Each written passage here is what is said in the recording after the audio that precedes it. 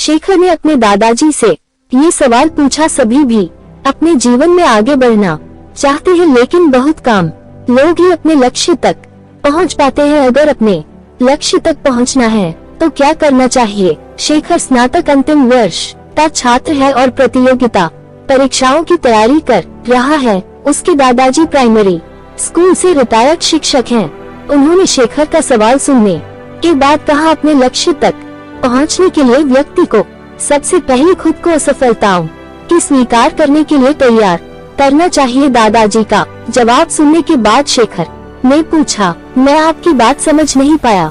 आखिर अपने आप को असफलता के लिए तैयार कर सफलता कैसे पाई जा सकती है? शेखर का सवाल सुनने के बाद दादाजी ने कहा, इस बात को मैं तुम्हारा ही उदाहरण देकर समझता हूँ। तुम इस समय प्रतियोगिता परीक्षाओं की तैयारी कर रहे हो। तुम अगले वर्ष होने वाली परीक्षाओं में बैठोगे।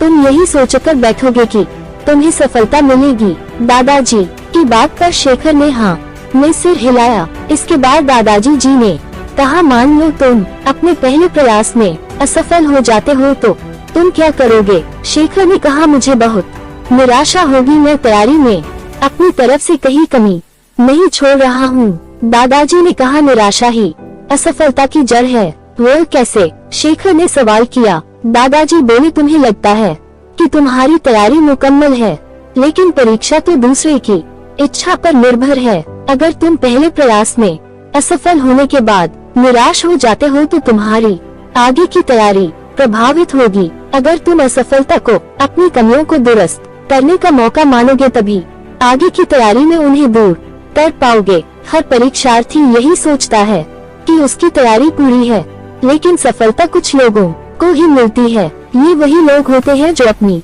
असफलता से सीखते हैं ही और दूसरों की असफलता से भी सीखने की कोशिश करते हैं।